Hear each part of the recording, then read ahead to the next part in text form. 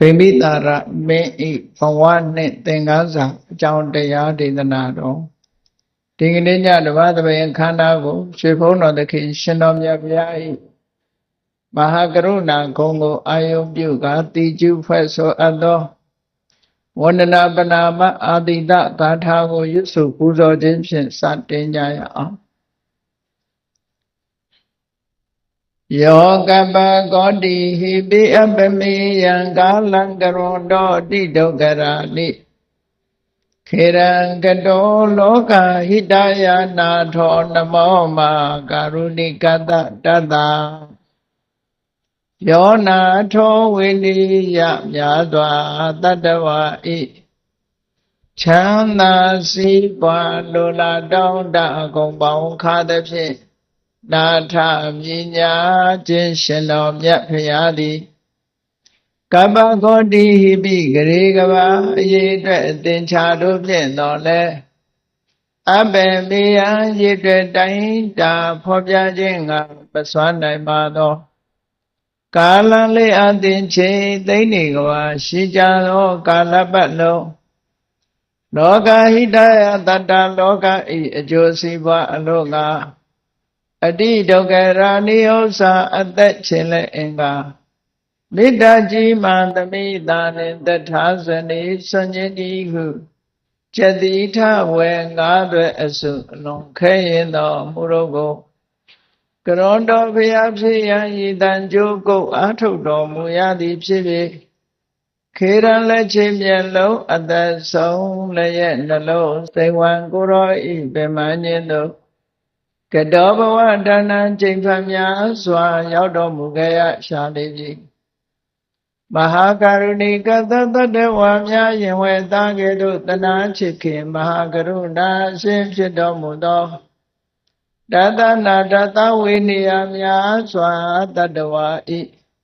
ချမ်းသာစီးပွားလိုလားတောင်းတအကုန်ပေါင်းခါသဖြင့်နာထမိညာထိုရှင်တော်မြတ်ဖရာအားနမောယုတိပြောင်းပြောက်မှန်ကိုလျော်၍ကရောယုကျိုးရှိခိုးခြင်းသည်အထုဘဝတုစင်စစ်မသွေဖြစ်ပါစေတည်း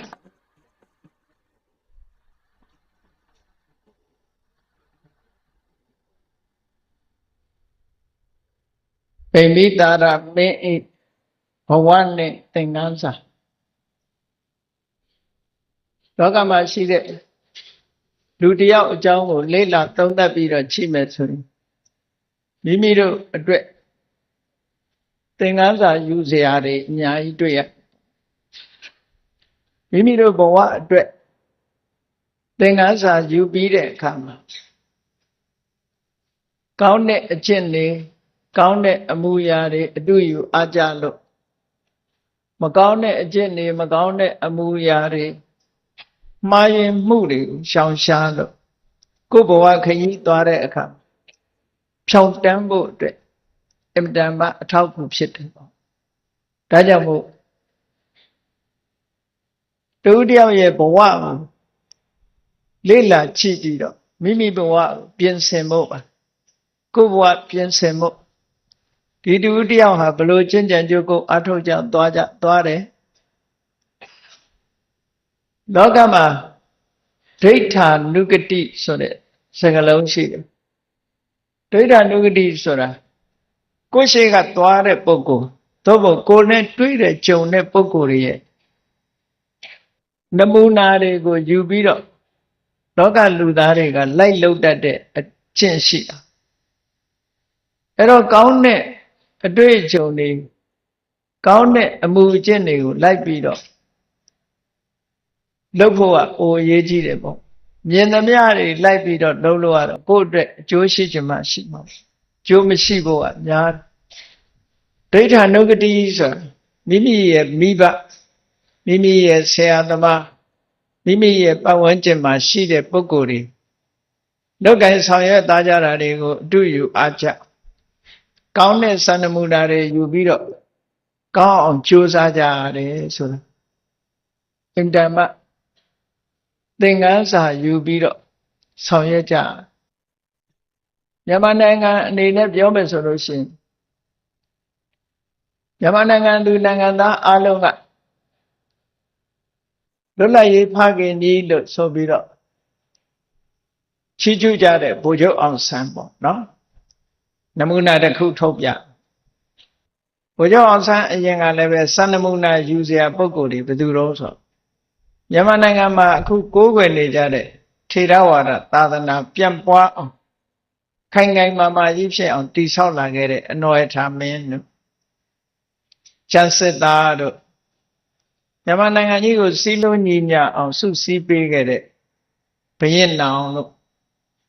တတိယမြန်မာနိုင်ငံကြီးကိုထူထောင်ခဲ့တဲ့အလောင်းမင်းတရားတို့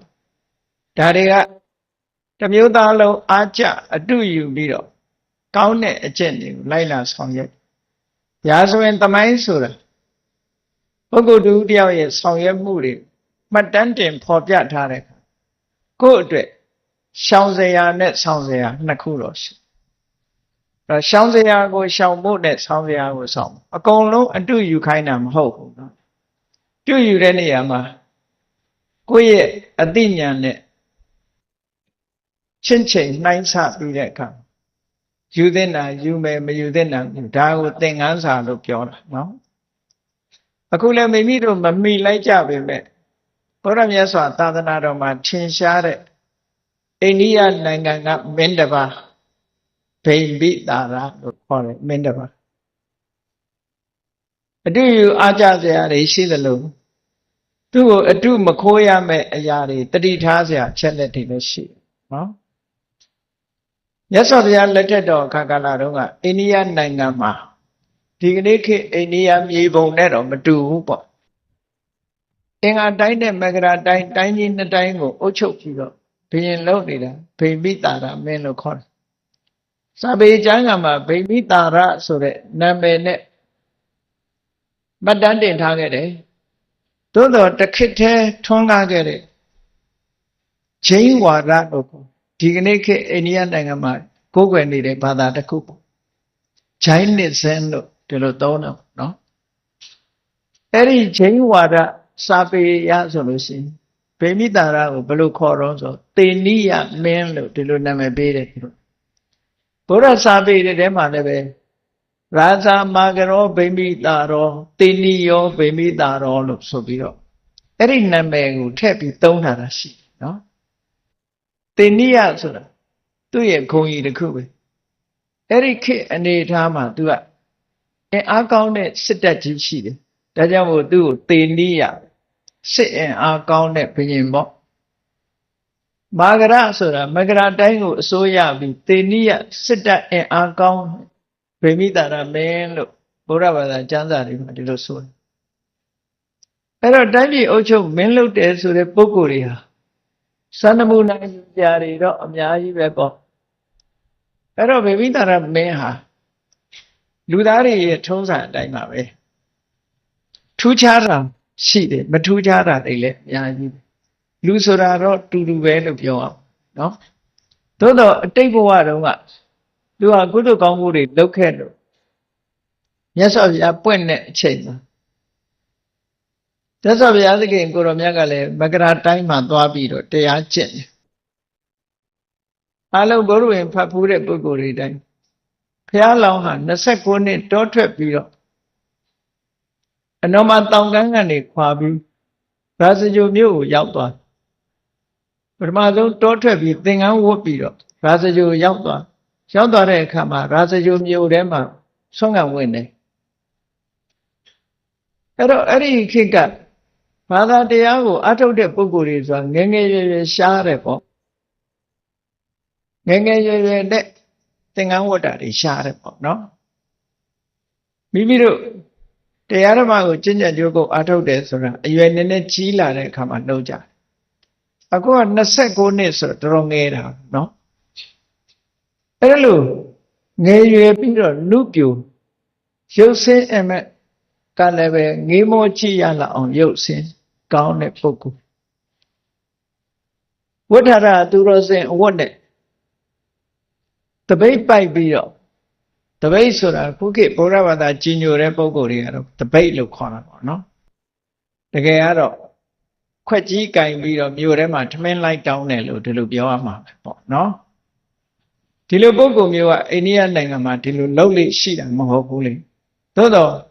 သူတော်စင်နေဆိုရင်လှုပ်လေရှိတယ်ပေါ့စာဝတ်နေရေးနဲ့ပတ်သက်ပြီးတော့မိမိတို့စားခွက်နဲ့မြို့ထဲမှာလှည့်လေပေါ့လူကျင်တဲ့လူလှူနိုင်အောင်ဆင်တဲ့လှည့်လေဒါအဲ့ဒီခေတ်ကလှုပ်စင်သဘောမျိုးခုခေတ်တော့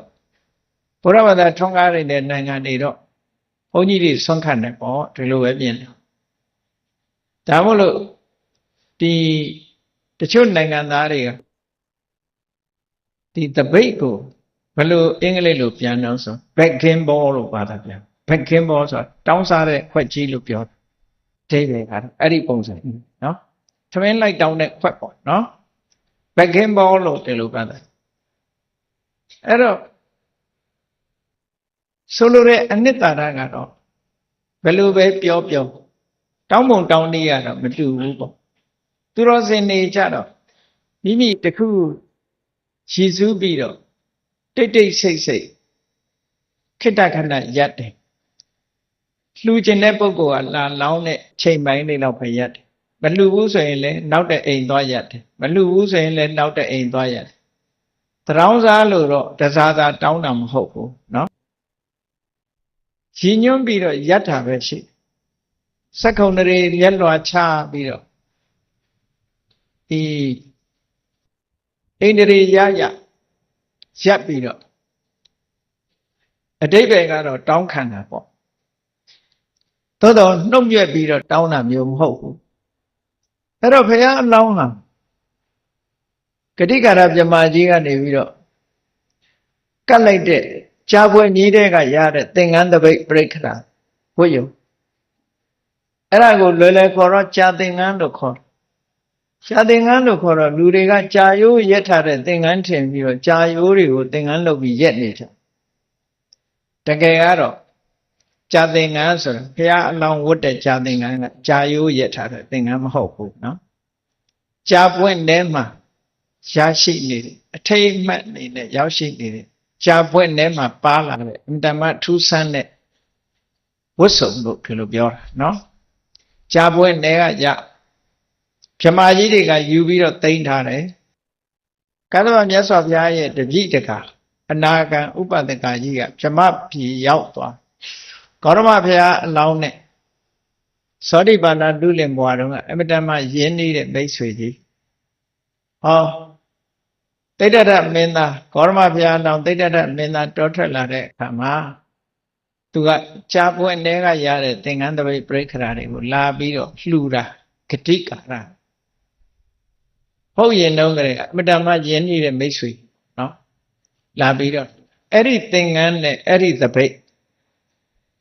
သင်္ကန်းကိုဝုတ်ပြီးတပိတ်ကိုပွေ့ပြီးတဲ့အခါမှာရာဇကြုံမြို့တဲကိုဆွန့်ခံတော့ဗိမိတာရကနန်းတော်လေသာပြတင်းကနေချိအဲ့တော့ဗိမိတာရနန်းတော်ကခုမန္တလေးမြို့သူမြို့သားတွေကအောက်မေ့လိုက်ပဲမင်းတို့မင်းကြီးနန်းတော်လိုဟာပဲနေမှာလို့သူတို့အောက်မေ့မှာပေါ့သို့တော့သူတို့နန်းတော်တွေဟာဒီလိုအချွန်တက်တွေပါဖို့မရဘူးမဟာရာဇာတွေနေတဲ့နန်းဆိုတာတိုက်တန်းကြီးတွေလို့တိုက်ကြီးတွေပဲနော်အုတ်တိုက်ကြီးတွေအိန္ဒိယနိုင်ငံရောက်လို့ရှိရင်ဗာရာဏသီဗြဟ္မတနန်းတော်ဆိုတာသွားချိပေါ့နော်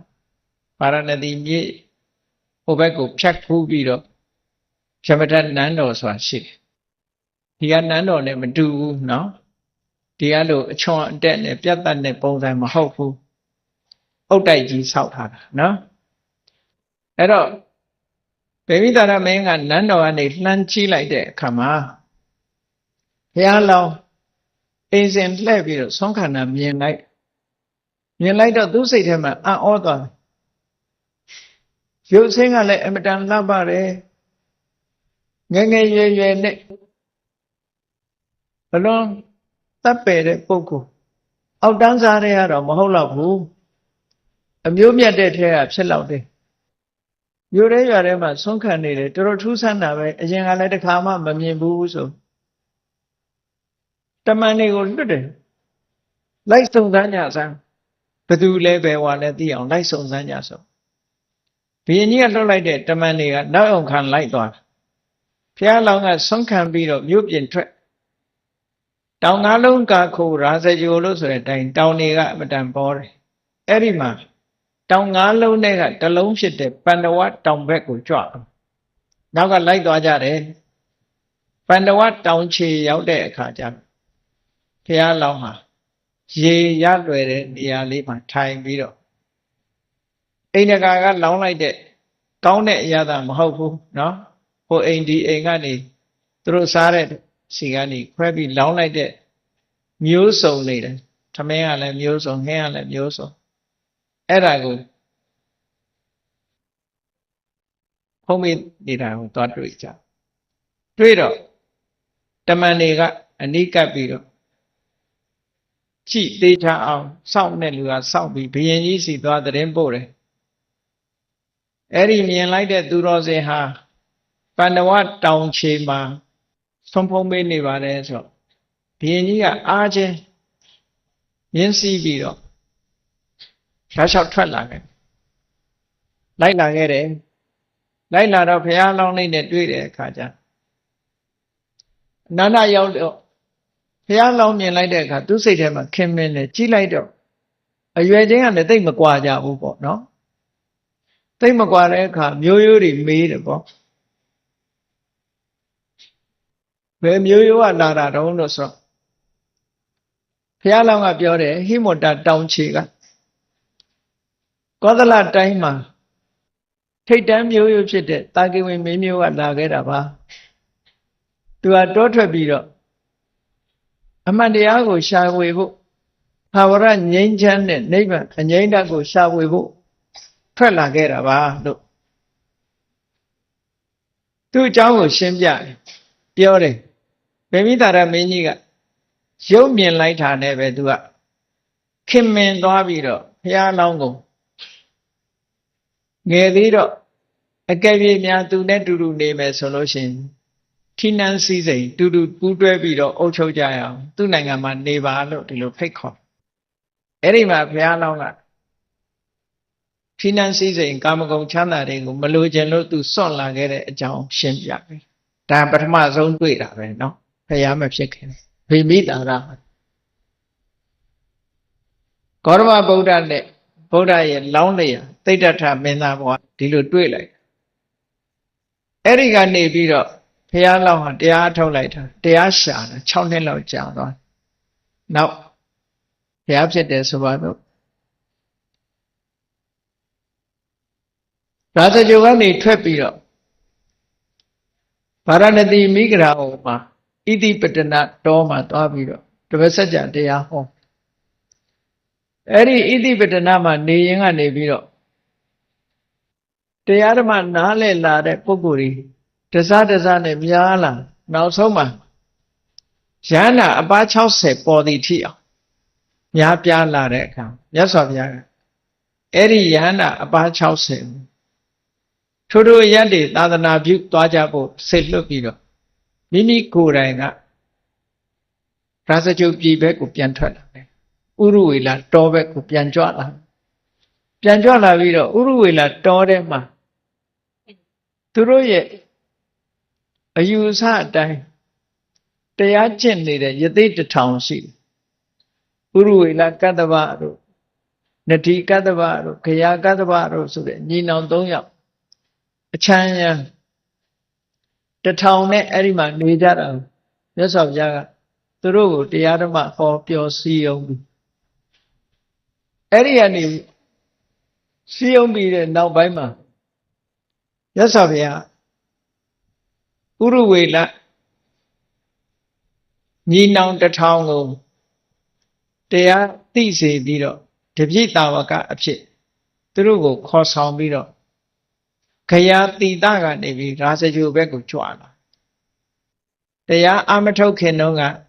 ဘုရားအလောင်းဘွားတုန်းကတစ်ခါရောက်ခဲ့တယ်အခုတစ်ခါဘုရားဖြစ်ပြီးတဲ့နောက်တစ်နှစ်ကျော်လောက်ကြာတဲ့အခါမှာဒီကိုရောက်လာပြန်ဟောနော်အဲ့ဒါလို့တရင်တွေကလည်းကြီးလာပဲပေါ့ဂေါရမဗုဒ္ဓ အင်တမထူးခြားတယ်ထူးခြားတဲ့အည်အသွေးတွေတရားဓမ္မဟောပြောတယ်မှန်ကန်တဲ့တရားဓမ္မတွေဟောပြောတယ်မြတ်သောအကျင့်တွေကိုထင်ထင်ရှားရှားချမှတ်ဟောကြားတယ်လို့ဆိုတာကဘာမှာထိုဒေသမှာပြန့်နှံ့ကြော်ကြားပြီးမြတ်စွာဘုရားကြွလာတာရာဇဂုပြည်မြို့နာကလတ္ထိဝနဆိုတဲ့ထန်းတော်ဥယျာဉ်လေးမှာယဟန်တစ်ထောင်နဲ့သတင်းသုံးနေတဲ့အချိန်ဘေဝိတာရကသတင်းလဲကြားရောသူမျိုးသူမျိုးသားအချမ်းရံ12000နဲ့မြတ်စွာဘုရားစီရောက်လာအဲ့တော့အဲ့ဒီအချိန်ထိအောင်ဘေဝိတာရဟာဗုဒ္ဓဘာသာမဟုတ်သေးဘူးเนาะဗုဒ္ဓဘာသာဖြစ်တာမဟုတ်သေးဘူးသို့တော့ဗုဒ္ဓဘာသာမဟုတ်ပေမဲ့လို့သူတော်စင်သူတော်မြတ်တွေကိုယုံကြည်တယ်မြတ်နိုးတယ်ဆိုတဲ့စိတ်ဓာတ်သူ့မှာရှိတယ်သူတော်ကောင်းတွေအကျင့်အနေထိုင်ကောင်းတဲ့ပုဂ္ဂိုလ်တွေယုံကြည်တယ်ဗုဒ္ဓမပေါ်သေးတော့ဗုဒ္ဓဘာသာလို့ဒီလိုမဟုတ်သေးဘူးပေါ့အဲ့တော့လူ12000နဲ့သတင်းကြီးတဲ့မြတ်စွာဘုရားကြွလာတယ်ဗုဒ္ဓဂေါရမကြွလာတယ်ဆိုလာပြီးတော့တွေ့တယ်ဒါကတော့လူရဲ့သဘာဝပဲလေထင်ရှားကြော်ကြားတဲ့ပုဂ္ဂိုလ်တူလာတယ်ဆိုရင်သွားတွေ့ကြတာပဲเนาะတွေ့ချင်ကြတယ်ဖူးချင်ကြတယ်သွားကြအဲ့ဒီလတ္ထိဝနထဲမှာမြတ်စွာဘုရားသတင်းသုံးနေတဲ့အချိန်မှာသွားရောက်ဖူးတွေ့တော့ဖူးတွေ့တဲ့ထဲမှာလူမျိုးစုံပါတယ်တဦးနဲ့တူမတူကြတစုကမြတ်စွာဘုရားကိုမြင်လိုက်တာနဲ့တယုတ်တသေးဝတ်ချပြီးတော့တလေးတစားနှုတ်ဆက်စကားပြောကြတဲ့ပုဂ္ဂိုလ်ရှိတချို့ကတော့ဘိုးမချဘူးလက်အုပ်ပဲချီတယ်အဲ့ဒါလိုနေတဲ့ပုဂ္ဂိုလ်တွေဖြစ်ပါတချို့ကတော့သူဘသူပါဆိုတာနာမည်တွေလျှောက်ပြီးတော့မြတ်စွာဘုရားကိုတယုတ်သေးပေးပြီးနေတဲ့ပုဂ္ဂိုလ်တွေရှိတချို့ကတော့ဘာမှမပြောဘဲနဲ့တိတ်တိတ်ထိုင်နေတဲ့ပုဂ္ဂိုလ်တွေရှိလူမျိုးစုံပေါ့မြတ်စွာဘုရားစီရောက်လာတဲ့အခါပထမဘုရားနောက်ကပါလာတဲ့ယသိဘဝကလာတဲ့ယသိဟောင်းယဟန်တစ်ထောင်သူတို့တွေ့တော့သူတို့နိုင်ငံသားတွေကအဲ့ဒီယသိတွေကိုကိုးကွယ်ကြတာနှစ်ဘုံလုံးကဥရဝေလတို့ဥရဝေလကတ္တဗတို့ခရာကတ္တဗတို့နဒီကတ္တဗတို့ဆိုတဲ့ညီနောင်သုံးကျိတ်ဥဆောင်တဲ့ယသိတွေကိုကိုးကွယ်အခုဂေါရမဘုရားရဲ့နောက်ကသူတို့ပါလာတဲ့အခါမှာသူတို့စိတ်ထဲမှာတွေးကြတယ်ပေါ့အမျိုးမျိုးဂေါရမဘုရားကပဲဆရာလားဒီယသိတွေကဆရာလားเนาะဘယ်သူကဆရာလဲဘယ်သူကတပည့်လဲဆိုစဉ်းစားလာတယ်စဉ်းစားတဲ့အခါမှာဥရဝေလကတ္တဗအကြီးဆုံးပုဂ္ဂိုလ်ကမြတ်စွာဘုရားကိုဥတိုက်တကုဗျာတိဟာပြဇံဝင်စားပြီးဘုရားကိုဥတိုက်အယုသိပေးတဲ့အခါကျတော့မှအားလုံးကဂေါရမဗုဒ္ဓကဆရာပဲကျန်တာတွေကဂေါရမဗုဒ္ဓရဲ့တပည့်အဖြစ်ခံယူကြတယ်သူတို့ကအဲ့ဒီတုန်းကရစ်ပူဇော်တာတို့ရေချိုးတာတို့သူတို့ရဲ့အယူဝါဒဘာတော့ဆိုရင်အကုသိုလ်တွေကိုလှုပ်ခဲ့တဲ့အမှားတွေအဲ့ဓာတွေသတ်ဆင်ဖို့အတွက်ဘာလုပ်ရမလဲလို့ဆိုရင်တနေ့ကို3ချိန်ရေချိုးရေချိုးလိုက်လို့ရှိရင်သူတို့လှုပ်ခဲ့တဲ့မြတ်အကုသိုလ်တွေကိုဆေးကြောပစ်ထားရောက်တယ်အိန္ဒိယမှာဒီနေ့ထိဒီအယူဆရှိသေးတယ်မကောင်းမှုတွေလှုပ်ထားလို့ရှိရင်အဲ့ဒီမကောင်းမှုတွေပပျောက်သွားအောင်ဆိုပြီးတော့ရေချိုးတာရေချိုးလိုက်လို့ရှိရင်မကောင်းမှုအကုသိုလ်တွေပျောက်သွားတယ်လို့ယူဆဒီကနေ့ခေတ်မှာတချို့ဘာသာတွေကဟောတာရှိသေးတယ်လေဘလောက်ပဲမကောင်းတာတွေလှုပ်ထားဘုရားသခင်ထံ compassion လုပ်လိုက်လို့ရှိရင်အပြစ်တွေကဘုရားသခင်ကလွတ်တယ်လို့ဆိုတာရှိ။နော်အယူဆတွေအမျိုးမျိုးရှိတယ်ဆိုတာကိုမှတ်သားထားဖို့ပေါ့နော်။ဘုရားဘာသာမှာအဲ့ဒီလိုမဟုတ်ဘူး။အပြစ်ဆိုတာဒီကိုယ်တိုင်ကျူးလွန်ထားတဲ့အပြစ်တစ်ခုဘုရားဘာသာအရာဆိုလို့ရှိရင်ပြစ်ကျူးလွန်ထားရင်ထိုအပြစ်ကျူးလွန်ပြီးသားဖြစ်သည့်အတွက်ကြောင့်ပြင်လို့ရတာတော့မဟုတ်ဘူးသို့တော့ ကောင်းတာတွေများများလုပ်ပြီးအပြစ်ကိုအပြစ်လို့မြင်တယ်မှန်ကန်တဲ့ဤအတိုင်းတရားဓမ္မကိုကျင့်ကြံကြိုးကိုအားထုတ်တယ်ဆိုရင်ထိုအပြစ်ကလွတ်တယ်လို့မြတ်စွာဘုရားဟောနော်ဘုရားနီးကခွင့်ပန်ယုံတောင်းပန်ယုံနဲ့အပြစ်ကလွတ်တာဒီလိုတော့ပြောတာမဟုတ်ဘူးခုနတုန်းကပရိသတ်ကဩကာသနဲ့ဆိုလိုက်တဲ့အခါမှာတချို့ဩကာသထဲမှာပြစ်မှားမိသည်ရှိတော့ထိုအပြစ်တို့ကိုပပျောက်ပါစေခြင်းအကျိုးငါလို့ကြော့တယ်ဆိုတာကြော့လိုက်တဲ့ဖြင့်ကိုယ်စိတ်ထဲမှာရှင်းသွားတဲ့အခါကျတော့ဒါအတွက်တအုံနွေးနဲ့စိတ်ပူတယ်ဆိုတဲ့အကုသိုလ်နောက်ထပ်မလာအဲ့တော့ဒီနေရာမှာအကုသိုလ်ကိုနှစ်မျိုးခွဲမှတ်လှုပ်လို့ဖြစ်တဲ့အကုသိုလ်ပြန်တွေးလို့လုံမိတဲ့အပေါ်မှာပြန်တွေးလို့ဖြစ်တဲ့အကုသိုလ်ဒီနှစ်ခုရှိတယ်လုံလို့ဖြစ်တဲ့အကုသိုလ်ကလုံပြီးရင်လုံပြီးသားဖြစ်သွားပြီလေဥပမာမဲ့ခြေနှကောင်ကိုတတ်လိုက်တာဆိုတတ်ပြီးသားဖြစ်မသွားဘူးလားအဲ့တတ်ပြီးသားဖြစ်တာကိုဘယ်လိုလုပ်ပြင်လို့ရပြင်လို့မရသို့တော့ဘုရားရဲ့နီးကပြင်တယ်ဆိုတာဘယ်လိုတော့မြတ်စွာဘုရားကပါဏာတိပါဒအမှုဟာမကောင်းဘူးအပင်ငရဲကြစေနိုင်တယ်ဖြစ်နေရဘဝမှာအသက်တူတယ်ယောဂများတယ်အဲ့တော့ဒီအလုပ်ဟာမကောင်းဘူးသူများတဲ့တတ်တာအကုသိုလ်ဖြစ်တယ်အဲ့ဒီအကုသိုလ်မကောင်းဘူးလို့မြင်လာပြီးတော့အဲ့ဒီမကောင်းမှုကိုရှောင်ပြီးတဲ့အခါကောင်းတာတွေကြီးပဲဆက်ပြီးကြိုးစားအဲ့ဒီနီးနဲ့ဒီပါဏာတိပါဒအကုသိုလ်ကိုကျော်လွှားလို့ရတယ်လို့သူတို့ပြောနော်လှုပ်ချင်တာတွေလှုပ်ပြီးမှဒူးထောင်ပြီးတော့တောင်းပန်လိုက်လို့လွတ်သွားတယ်ဆိုတာကတော့ဖြစ်နိုင်မဖြစ်နိုင်ကိုယ့်အကိုပဲစဉ်းစားကြည့်နော်ကိုလှုပ်ချင်တာတွေလှုပ်မယ်လှုပ်ပြီးရင်ဒူးထောင်တောင်းပန်လိုက်တာနဲ့ပြီးစတန်းဆိုလို့ရှိရင်ခွင့်လွတ်လိုက်တာနဲ့အကုန်ပြီးတယ်ဆိုလို့ရှိရင်တော့အတော်ဟန်ကြတဲ့နိစနစ်ပဲအဲ့ဒါနော်သို့တော့ guarantee ရှိတာမဟုတ်ဘူးအပြစ်ကဘယ်မှာရှိတာလဲဆိုကိုလှုပ်တာကိုယ့်ရဲ့တဏ္ဍာမှာပဲဖြစ်တာလေကိုလှုပ်တာကိုကိုလှုပ်ထားတဲ့အလုပ်တစ်ခုကိုလာပြီးတော့ခွင့်လွတ်ရုံနဲ့အပြစ်ဆိုတာလွတ်မလွတ်ကိုယ့်အကိုပဲစဉ်းစားကြည့်ပေါ့ကိုယ်တဏ္ဍာမှာဖြစ်တဲ့ယောဂဝေဒနာတစ်ခုကိုတရားရောက်ကနေပြီးတော့ခွင့်လွတ်ရုံနဲ့ဒီယောဂပျောက်သွားတာမှမဟုတ်တာဘာလို့ယောဂပျောက်တဲ့ဆေးစားရတာပဲလေအခုလည်းပဲအတူတူပဲကိုယ်တဏ္ဍာမှာဖြစ်သွားတဲ့အကုသိုလ်မကောင်းမှုလို့သိရမယ်ရှောင်ရမယ်နောက်ထပ်ဒါမျိုးမဖြစ်အောင်ထိမ့်သိမ့်တယ်ကောင်းတာတွေဆက်လုပ်တယ်ဟောဒီလိုဆိုလို့ရှိရင်ကောင်းတာနဲ့မကောင်းတာကောင်းတာတွေကများလာတဲ့အခါမှာမကောင်းတာကအလို့လျောက်ဘေးရောက်သွားတာပဲဒါထုံးစံပဲလေအဲ့ဒါလို့စနစ်ကသာလေမှန်ကန်တယ်လို့ဒီလိုပြောရနော်ဒီလိုလို့ဒါကရသော်ဘုရားကဟောထားတဲ့ကံစိုးတွေကလွတ်မြောက်တဲ့ဤစနစ်ကအဲ့ဒါပဲရှိဒါပုံမှန်ပဲလှုပ်လို့တောင်းပန်တယ်တို့ဝန်ချတယ်တို့ဆိုတာလှုပ်လို့ဖြစ်တဲ့အကုသိုလ်ကိုပြောတာမဟုတ်ဘူးအဲ့ဒီအကုသိုလ်ပေါ်မှာထပ်တလဲလဲစိတ်ထဲမှာပူပန်းနေတဲ့အကုသိုလ်တားတာနောက်ထပ်စိတ်ပူစရာမရှိတော့ဘူးပေါ့တောင်းပန်လိုက်ပြီဆိုရင်ခြေအေးသွားတယ်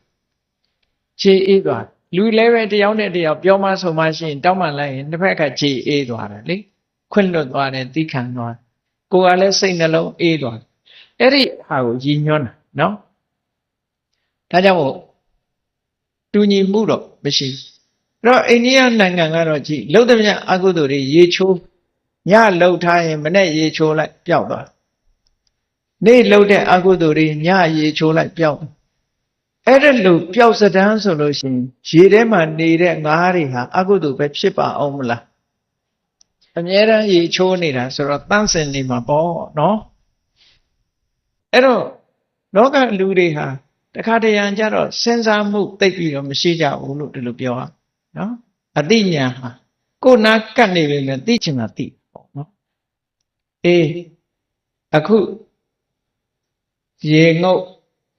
မီးလုံတုံးခုံဆဲခတ်ဆိုတဲ့ဒီအကျင့်တွေကျင့်နေတဲ့အဲ့ဒီယသိတွေဟာ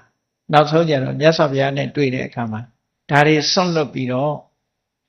ဘုရားတရားနာပြီးတော့ရဟန္တာတွေဖြစ်သွားတယ်စိတ်ဓာတ်ဖြူစင်သွားကြတယ်ပေါ့ဒီလိုဖြစ်တယ် အဲ့တော့သူတို့တပည့်မှန်းသိလာဗေမိသာရမင်းကြီးတို့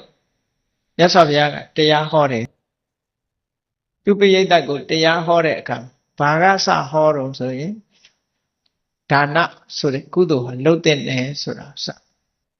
ဒါနပြီးတော့ဒါနဆောက်တည်တဲ့အခါမှာကိုချင်းသီလရှိဖို့လိုတယ်ဟောသီလအကြောင်းဟောဒါနနဲ့သီလရှိပြီဆိုရင်လူပြည်တဲ့ချမ်းသာတဲ့နတ်ပြည်ရောက်ဖို့ဆိုတာလွယ်တယ်နတ်ပြည်ဆိုတာဘယ်လိုချမ်းသာတယ်ဆိုဟောနတ်ပြည်အကြောင်းဟောလောကလူဆိုတာအကျိုးရမှလုပ်ချင်တာလေစီးပွားရေးတောင်မှဘယ်စီးပွားရေးကဘလောက်မြတ်တယ်အမြတ်များတဲ့စီးပွားရေးပဲလုပ်ချင်တာပေါ့ကုသိုလ်ကောင်းမှုဆိုလည်းပဲအမြတ်များတဲ့ကုသိုလ်ရွေးလုပ်မှာပေါ့နော်အဲ့တော့မြတ်စွာဘုရားကဒါနအကြောင်းဟောတယ်ဒါနအကြောင်းနဲ့လူတွေဟာစိတ်ဝင်စားလောက်တခါသီလအကြောင်းဟောတယ်သီလကိုအာယုံပြုပြီးကိုချင်းတရားတွေကောင်းမှုကြိုးစားလာဒါနသီလနဲ့ပြည့်စုံရင်ကောင်းတဲ့ဘုံရောက်တယ်ချမ်းသာဒုက္ခတွေရတယ်အဲ့ဒါလို့လုပ်ပြီးတော့မြတ်စွာဘုရားနောက်ကြတော့ဘာဟောတော့ဆိုအဲ့ဒီနတ်ပြည်မှာရှိတဲ့ချမ်းသာတွေရောလူပြည်မှာရှိတဲ့ချမ်းသာတွေကာမဂုဏ်အာယုန်တွေဆိုတာအမတန်အန္တရာယ်များတယ်နော်ကာမဂုဏ်ခံစားတာကြည့်လေဒီတခြားကိုမကြည့်နဲ့ခဏိခေတ်မှာတထေးဆိုတဲ့ပုဂ္ဂိုလ်တွေကအေးစေးစေးနေရတာမဟုတ်ဘူးချမ်းသာလေးနေ stress တွေများနေနေနော်ချမ်းသာမှုကနေပြီးတော့ဆင်းရဲသွားမှကြောက်လို့နေညမအားအလုတ်ကြိုးစားပြီးတော့နေကြပျော်လို့လုံနေသလားလို့ဆိုဘယ်ဟုတ်ဆင်းရဲမှကြောက်လို့လုံကြနော်ချမ်းသာလေးလေးကြီးပွားလေးလေးဒီစိုးရိမ်စိတ်တွေ stress လို့ဆိုတဲ့စိတ်ဖိစီးမှုတွေများလေးလေးနိုင်ငံတွေမှာအလွန်တိုးတက်တဲ့နိုင်ငံတွေမှာဆိုရင်လူတွေဟာအေးဆေးဆေးနေနိုင်ဖို့မရှိနောက်ကျမကြံ့ရဲ့အောင်အမြဲတမ်းပြေးလွှားပြီးတော့နေကြတယ်ဟောင်ကောင်တို့ဂျပန်တို့သွားကြည့်ဖြည်းဖြည်းသွားတဲ့လူတယောက်မှမရှိဘူးနော်ပြေးနေကြတယ်မိရထားလဲအမိပြေးရတယ်ကားဆိုလဲအမိကားတွေယထာတွေပေါ်ပါတယ်2မိနစ်တစ်စင်းလောက်လာနေတယ်ကိုကနေ့တိနေ့ကလုံးနေ2မိနစ်နောက်ကျသွားပြီသူများနဲ့အလုတ်ဖင်နောက်ကျသွားလို့ရှိရင်အလုတ်ပြုတ်သွားနိုင်တယ်ပြေးကြဒါကြောင့်မို့လို့သူတို့ဟာဖြည်းဖြည်းကိုမသွားတတ်တော့စက်ရုပ်တွေလို့ဖြစ်နေမကောင်းတာတောင်မှအေးဆေးဆေးဖြားလို့မရဘူးတဲ့ဆေးလေးတောက်ပြီးတော့အလုတ်ကိုပြေးကြမသွားနိုင်တော့ဘူးလဲပြီဆိုမှဆေးရုံတက်ကြဒါဟာဂျပန်တို့ဟောင်ကောင်တို့သိတိုးတက်လာပြီဆိုလို့ရှိရင်အဲ့လိုနိုင်ငံတွေမှာပို့ပြီးတော့ဆုံးအဲ့တော့ stress ဆိုတာမတန်မှများတယ်လူတွေဟာအားရနားရတယ်မရှိဘာဖြစ်လို့တော့ဆိုဒီကာမဂုဏ်အာယုန်တွေအတွက်ပဲပေါ့ဒါတွေအတွက်ရှားနေတယ်နော်ရှားနေတဲ့အပြစ်တွေအမတန်မှများတယ်ဆိုတာကိုရှင်းပြနောက်အဲ့ဒီကာမဂုဏ်အာယုန်တွေကိုလက်လွတ်လိုက်မှချမ်းသာတာဆိုတော့မြတ်စွာဘုရားကရှင်းပြ၅ခုကထ၅ပါးလို့ခေါ်တယ်အဲ့ဒါလို့ရှင်းပြလိုက်တဲ့အခါမှာကာမဂုဏ်အာယုန်တွေရဲ့အပြစ်ကိုလည်းမြင်လာတယ်ကာမဂုဏ်အာယုန်တွေကစွန့်ခွာနေထိုင်ခြင်းရဲ့အကျိုးကိုလည်းသိလာပြီဆိုတဲ့အခါမှာတကယ်တဘာဝကိုမြင်ဖို့ရအတွက်မြတ်စွာဘုရားကသစ္စာ၄ပါးတရားကိုဟောတယ်အဲ့လိုဟောလိုက်တဲ့အခါမှာစိတ်ဓာတ်ကတက်ကြွနေတဲ့စိတ်ဓာတ်ရှိတဲ့ပုဂ္ဂိုလ်တွေဟာချက်ချင်းပဲအသိဉာဏ်ကထက်မြက်မြက်နဲ့ဓမ္မနဲ့ပတ်သက်တဲ့မျက်စိဓမ္မစက္ခုဆိုတာရရှိပြီးတော့သွားကြတယ်ဗိမိတာရမင်းနဲ့နောက်ပါ3,200,000ထဲက3,100,000ဗိမိတာရမင်းနဲ့အတူတကွ3,100,000သောလူထုပရိသတ်ဟာသောတာပန်ဖြစ်သွားတယ်တရားကိုသိသွားကြတယ်သောတာပန်ဖြစ်သွားတယ်ဆိုတာအမြင်မှန်ရသွားပြီးတော့တန်တရားကင်းသွားကြတယ်လို့ဒီလိုပြောတာနော်ဒိဋ္ဌိနဲ့ဝိသိကိစ္စကဲဓမ္မစက္ခုဆိုတဲ့ဓမ္မနဲ့ပတ်သက်တဲ့မျက်စိအမြင်တစ်ခုကိုရအဲ့ဒီအမြင်ကဘယ်လိုဖြစ်ပေါ်တာတော့ဆိုရင်အေးဘာပဲဖြစ်လာတဲ့သဘောရှိတဲ့တရားမှန်သမျှဟာနောက်ဆုံးပျက်စီးခြင်းနဲ့ပဲအဆုံးသတ်ရမှာဒါအတွက်တန်တရားမရှိတော့နော် တန်တရားမရှိတော့ဘူးလုံးဝလက်ခံသွားလုံးဝလက်ခံသွားဒါကြကြဒါလက်မခံလို့ရှိရင်သာဝရကံကုငင်ပုံမှာဓာတ်ပံနေရမယ်ဆိုတာဖြစ်နေမှာပေါ့ဘယ်မှာမှရာသက်ပံနေရတဲ့နေရာဆိုတာမရှိဘူးတဲ့နော်သာဝရကောင်းကင်ဘုံဆိုတာမရှိဘူးသာဝရငရဲမှာသာဝရခံရမယ်ဆိုတာလည်းမရှိနိုင်ဘူးမြဲတဲ့အရာဆိုတာတခုမှမရှိဘူးဖြစ်ချင်းသဘောရှိတဲ့တရားမှန်သမျှသည်ပြည့်ချင်းသဘောရှိတယ်ဆိုတာကိုရှင်းရှင်းကြီးမြင်သွားတာကိုဓမ္မစက္ခုလို့ခေါ်အဲ့ဒီ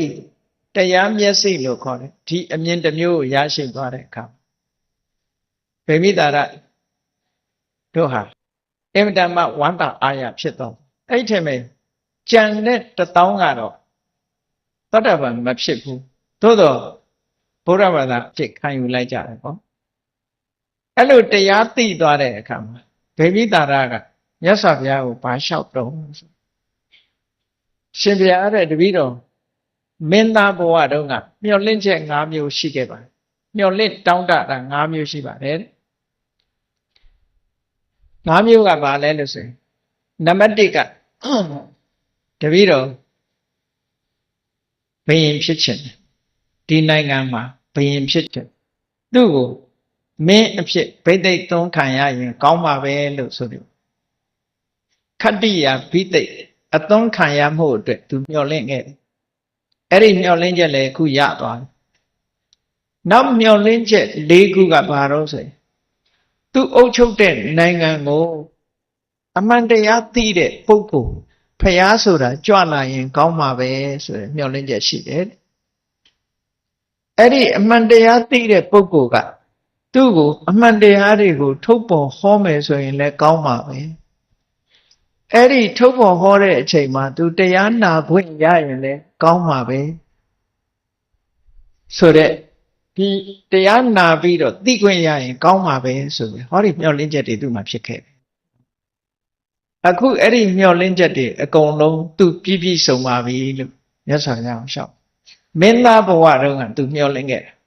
ဘုရင်ဖြစ်ခြင်းနဲ့သူ့နိုင်ငံကိုဖျားကြွလာတာမျှော်လင့်တယ်ကြွလာပြီးတော့ဒီဖျားကိုဖူးတွင်းခွင့်ဖျားရဲ့တရားဖျားတရားဟောတာဖျားတရားနာခွင့်သိခွင့်ဟောဒီဟာတွေကိုသူမျှော်လင့်တယ်လို့ဆိုတာကိုရှောက်တယ်အဲ့လိုရှောက်ပြီးတော့သူကဗုဒ္ဓရဲ့ဥပဒကဖြစ်ဗုဒ္ဓဘာသာဝင်အဖြစ်ခံယူလိုက်တယ်ပေါ့နော်အဲ့လိုနဲ့မြတ်စွာဘုရားသခင်ကိုရောမြတ်ဟာပထမဆုံးဗေမိတာရမင်းနဲ့မြတ်စွာဘုရားပထမဆုံးတွေ့ကြတဲ့အချိန်အဲ့ဒါနောက်တည့်ကြတော့မြတ်စွာဘုရားသခင်ကိုရောမြတ်ဟာအဲ့ဒီလက်ထိဝနကနေပြီးဒါစကြိုတဲ့ဆွမ်းကံဝင်တဲ့အခါမှာဗေမိတာရကပြင့်ပြီးတော့မြတ်စွာဘုရားကိုဆုံးဆက်ကပ်ပြီးအဲ့ဒီမှာဗေမိတာရစဉ်းစားတယ်ငါနိုင်ငံမြတ်စွာဘုရားကြွလာတယ်ဖះနဲ့တင့်တော်တဲ့နေရာဘယ်နေရာရှိတင့်တော်တဲ့နေရာရွေးတာဘယ်လိုဟာတော့ဆိုမြို့နဲ့လည်းမဝေးစေရဘူးတိတ်မဝေးရဘူးတိတ်မနီးရဘူးမြို့တွေကဆူညံတန်တွေမကြားစေရဘူးနော်အတန်တိတ်ဆိတ်မှုလည်းရှိရမယ်သွားတဲ့လာတဲ့ပုံကိုယ်တွေလည်းပဲသွားရေးလာရေးလွယ်ကူမှုရှိရမယ်ဆိုတဲ့ဒီအချက်တွေနဲ့ကြည့်လိုက်တဲ့အခါမှာဗေမိတာရမင်းကြီးကသူပိုင်တဲ့ဝေလူဝနဆိုတဲ့ဥယျာဉ်ကြီးအဲ့ဒီအင်္ဂါရက်တွေနဲ့ညီတယ်ပေါ့မြို့ကနေပြီးတော့လဲတိတ်မလှမ်းမကမ်းမှရှိမြို့တဲကအတန်မလန်နေလဲမကြားရဘူးနေ့အခါမှလဲတိတ်ဆိတ်တယ်ညမှလဲတိတ်ဆိတ်သွားရေးလာရေးလဲလွယ်ကူတယ်အဲ့ဒီဝေလူဝနဆိုတဲ့ဥယျာဉ်ကြီးကိုဖះလှူရရင်ကောင်းပါပဲလို့ဆိုပြီးတော့မြတ်စွာဘုရားကိုရေစက်ချလှူလိုက်တာဖះမှုရှိတဲ့တန်ဃာတွေကိုဝေလူဝနဆိုတဲ့ဥယျာဉ်ကြီးကိုရေစက်ချပြီးတော့လှူလိုက်တယ်ပထမဆုံးသူမြတ်စွာဘုရားကိုအာရာမလို့ခေါ်တယ်အယံဥယျာဉ်ကြီးကိုလှူလိုက်ကျောင်းဆောက်လှူတာမဟုတ်သေးဘူးနော်အယံဥယျာဉ်ကြီးတစ်ခုလုံးလှူလိုက်အဲ့တော့ဘုရားတို့အဲ့ဒီအချိန်မှာတစ်ပင်အောက်နေကြတာများကျောင်းနဲ့ကန်နဲ့နေတာမဟုတ်ဘူးတစ်ပင်အောက်တို့ရှိပြီးသားအဆောက်အဦလေးတွေဥပမာနတ်ကွန်းတို့ဘာတို့လှိုင်းကူတို့အဲ့လိုထဲမှာပဲနေကြတယ်ဘုန်းကြီးကျောင်းဆိုတာတတ်တတ်ရမရှိသေးဘူးအဲ့ဒါတတ်တတ်မှမရှိ အဲ့တော့ဝိလူဥယျာဉ်ထဲမှာမြတ်စွာဘုရားသခင်ကိုရမြတ်သရင်သုံးခဲ့တယ်ဒါကြောင့်မို့ပထမဆုံးအာရမလို့ဆိုတဲ့အယံကိုလှူတာဟာဗိမိတာရမင်းကြီးကပထမဆုံးပဲနောက်ဒီဗိမိတာရမင်းဟာသောတာပန်ဖြစ်ပြီးဘုရားကိုအမတမကြည်ညိုတယ်စဉ်းစားရမှာသောတာပန်ဖြစ်ပြီးတော့သူနိုင်ငံကိုဘယ်လိုအုပ်ချုပ်သွားသလဲကြည့်လိုက်မယ်ဆိုနိုင်ငံကိုဘယ်လိုအုပ်ချုပ်လဲသူ့နိုင်ငံမှာလည်းတစ်ခါတစ်ခါစစ်တိုက်ရတာတွေရှိသဘုံတကန်နေရှိနော်သဘုံတကန်နေရှိဗိမိသာရမင်းကတိုင်းပြည်အုပ်ချုပ်တဲ့အခါမှာရာဇဝတ်သားတွေကိုတတ်ဖို့အမိန့်တော့အဲ့ဒါလိုမပေးဘူးသူကတိုင်းပြည်ကိုအေးချမ်းအောင်လုပ်ကြနော်တိုင်းပြည်မှာသဘုံတကန်နေမရှိစေနဲ့အေးချမ်းအောင်ဆောင်ရွက်ကြလို့ဒီလိုအမိန့်ထုတ်တာသူကသဘုံတွေဖမ်းပြီးတော့တတ်ကြလို့မပြောဘူးသူနော်အေးချမ်းအောင်လုပ်ကြဆိုတော့ကျန်တဲ့ပုဂ္ဂိုလ်တွေဆောင်ရွက်တဲ့အမတ်တွေနားလဲတယ်ဘာလို့လဲဖမ်းမှာပေါ့တတ်တဲ့ပုဂ္ဂိုလ်တတ်တာပေါ့နော်အပြစ်ပေးတဲ့ပုဂ္ဂိုလ်တွေပေးဒီလိုပဲတိုင်းပြည်အုပ်ချုပ်သွားတော့ဗိမိသာရမင်းကသောတာပန်ဘဝနဲ့တိုင်းပြည်အုပ်ချုပ်အဲ့တော့သူ့မှာထင်ရှားတဲ့မိဖုရားအကြီးကတော့သူတော်ဆိုလို့ရှိရင်မဟာကောသလမင်းကြီးရဲ့ဒီသမီးတော်ပတ္တနီကောသလနဲ့မောင်နှမတော်တဲ့မင်းသမီးကသူ့ရဲ့မိဖုရားဝေဒေဟိမိဖုရားလို့ခေါ်တယ်အဲ့ဒီနောက်မှာအမတမရုပ်အရှင်လှပတယ်လို့နာမည်ကြီးတဲ့ခေမာမိဖုရားအဲ့ဒါဗိမိသာရမင်းကြီးရဲ့မိဖုရားစာထဲမှာဒီလိုထင်ထင်ရှားရှားရှိအဲ့ဒီဝေဒေဟိမိဖုရားဆိုတာဆွေကြီးမျိုးကြီးကလာတာဘာလို့ဆိုကောသလတိုင်းကိုအစိုးရတဲ့ဘုရင်ဆိုဘုရင်သမီးတော်အဲ့ဒီကနေလာခဲ့တာဆိုဆွေကြီးမျိုးကြီးကလာတော့သူကမိဖုရားအကြီးကဲပေါ့အဲ့ဒီမှာဗိမိသာရမင်းကြီးကသောတာပန်ပေမဲ့လို့တာမန်လူတွေလိုပဲသားသမီးကိုအမတမချစ်တယ်သူအဲ့ဒီဝေရီမိဖုရားကြီးကိုဝန်ရတဲ့အချိန်မှာဘာဖြစ်တော့ဆိုဘုရင်မင်းကြီးရဲ့လက်ယုံသွေးကိုတောက်ချင်ချင်းတတ်တယ်နော်ကြမ်းကြမ်းမှန်ချင်းတတ်တယ်ချင်းတတ်တဲ့အခါတဖြည်းဖြည်းသူကအာတာမပြေဘူးဘုရင်ကြီးလည်းမပြောရဲဘူးပေါ့နော်မျိုးသိပ်ပြီးတော့နေတဲ့အခါတဖြည်းဖြည်းပိန်းလာတော့နောက်တော့ဘုရင်ကြီးကအကဲခတ်ပြီးတော့ဘာယောဂဖြစ်လို့မေးတော့နောက်ဆုံးမေးပါများတဲ့အခါကျတော့ဘုရင်ရဲ့လက်ယုံသွေးကိုတောက်ချင်တဲ့စိတ်ရှိဆိုတော့ဘုရင်ကြီးကဒါဘာခက်လို့လဲဆိုပြီးတော့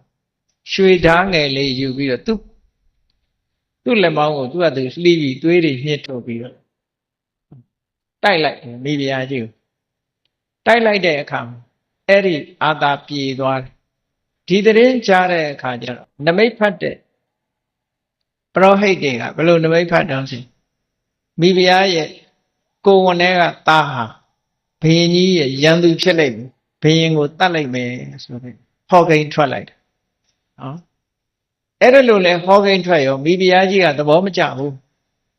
သူ့ကလေးကဘုရင်ကိုတတ်မယ်ဆိုတော့မကြိုက်လို့သွားပြီးတော့တော်တဲ့မကြထွက်ပြီးကိုယ်ဝန်ပြက်ကြအောင်ကြိုးစားတယ်မျိုးကိုယ်ဝန်ပြက်ကြအောင်ကြိုးစားပေမဲ့လို့မရဘူးနော်မအောင်မြင်ဘူးနောက်ဆုံးဘုရင်ကြီးကသိတဲ့အခါကျတော့မလုပ်ရဘူးလို့တင်းကြအဆောင်ကြနဲ့ချပြီးတားမြစ်ထားအဲ့ဒီမိဖုရားကြီးကကိုယ်ဝန်ပြက်ကြအောင်ဆိုပြီးတော့ကိုယ်ဝန်ကိုနှိပ်နေတာတွေလုပ်တဲ့နေရာကိုမတ္ထကုတ်စီလို့ခေါ်တယ်စာထဲမှာကိုယ်ဝန်ပြက်ကြဖို့ရအတွက်နှိပ်နေတာ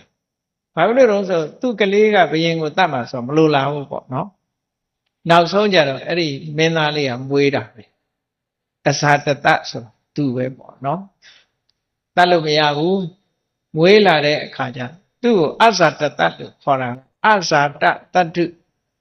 မမွေးခင်ကပဲအဖေရဲ့ရန်သူဖြစ်လာတဲ့လူလို့ဆိုဒီလိုသူတို့သားဖကလည်းဒီလိုဖြစ်တာနော်မမွေးခင်ကတည်းကရန်သူလို့ဆိုပြီးတော့သူ့ကိုအဲ့ဒီနာမည်နဲ့အဇာတတတ္တုလို့ဒီလိုနာမည်ပေးလိုက်တာမွေးလာတဲ့အခါမှာလည်းဘုရင်ကြီးကချစ်တယ်တတ်ချင်မှတတ်ရောနော်ဒီကလေးလေးကိုသိချစ်တယ်ချစ်တဲ့အခါမှာတခါတော့အဲ့ဒီကလေးလေးကမင်းသားလေးမှာလက်မှာခူနာပေါက်တယ် ခုနပေါက်တော့ကလေးလေးကချော့လို့မရဘူးချော့လို့မရတော့ဗေမိတာရမင်းကြီးကလည်းရုံးမှတရားစီရင်ဆုံးဖြတ်နေတာအဲ့ဒါနဲ့မိဖုရားကြီးကကလေးလေးကိုခေါ်သွားပြီးတော့မင်းကြီးလက်ထဲသွားထဲတော့ဘုရင်ကြီးကအဲ့ဒီကလေးလေးခုနာကိုကလေးလေးရဲ့လက်ကလေးကိုသူ့ပါးစပ်နဲ့ငုံပေးထားတယ်ငုံပေးထားတဲ့အခါကျတော့တက်တာတာပေါ့နော်လူရဲ့အာငွေ့နဲ့ဆိုတော့နာရာလေးတက်တာသွားပြီနောက်ဆုံးမှာဘုရင်ရဲ့ပါးစပ်ထဲမှာပဲအဲ့ဒီပြည်တွေပေါက်ကြသွားအဲ့ဒါကိုဘုရင်ကြီးကထွေးမပြစ်ဘူးတဲ့မျိုးချတယ်နော်သားပေါ်မှာဒီလောက်ချစ်တယ်လို့ပြောတယ်ဒီလိုလုပ်ခဲ့အဲ့ဒါနဲ့ဒီသားလေးကြီးလာတာနောက်ဆုံးကြတော့ဒီသားလေးကိုဘယ်သူကဝင်စည်းရုံးလိုက်တော့ဆိုဒေဝရတ်ကဝင်စည်းရုံးလိုက်တာလေ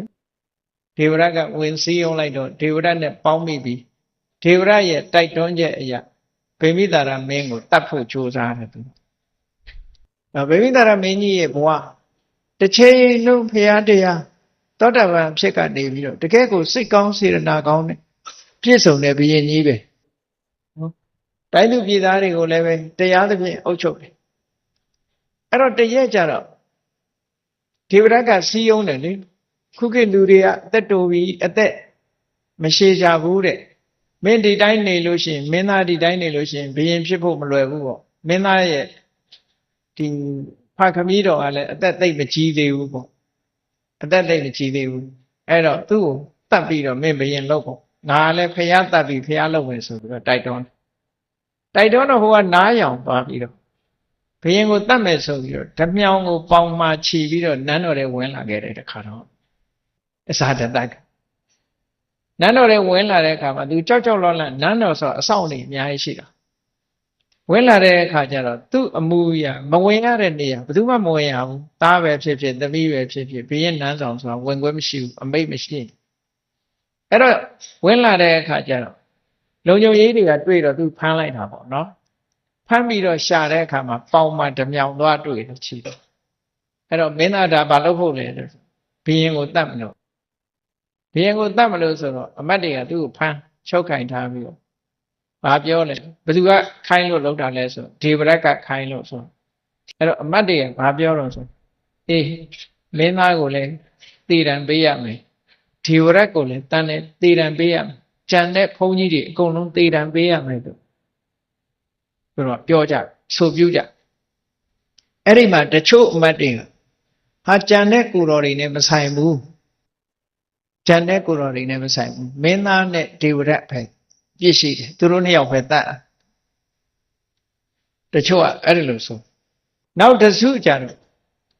ဘာမှမလုပ်နဲ့ဘုရင်ကြီးစီကြောင်းကြဘုရင်ကြီးဆုံးဖြတ်တဲ့အတိုင်းလုပ်ဆိုနောက်တအုပ်စုကအဲ့လိုဆုံးပြပြီးနောက်ဆုံးအဆိုပြုတဲ့အမတ်တွေရဲ့စကားအောင်ပြီးဘုရင်ကြီးစီရောက်သွားတဲ့အခါကျတော့ဘုရင်ကြီးကစစ်တယ်သူ့သားဘာလို့ဖို့လဲတိုင်းပြည်လိုချင်လို့ဘုရင်ဖြစ်ချင်ဘုရင်ဖြစ်ချင်လွယ်ပါတယ်ဒါမင်းတိုင်းပြည်ပဲဆိုပြီးတော့သူ့ကိုအာဏာအပ်လိုက်တာနော်လွယ်ပဲပေးလိုက်တယ်တော့ရသွားရင်ပြီးသွားတဲ့သဘောမျိုးပေါ့နော်အာဏာအပ်လိုက်တယ်အဲ့တော့အာဏာအပ်လိုက်ပြီးတော့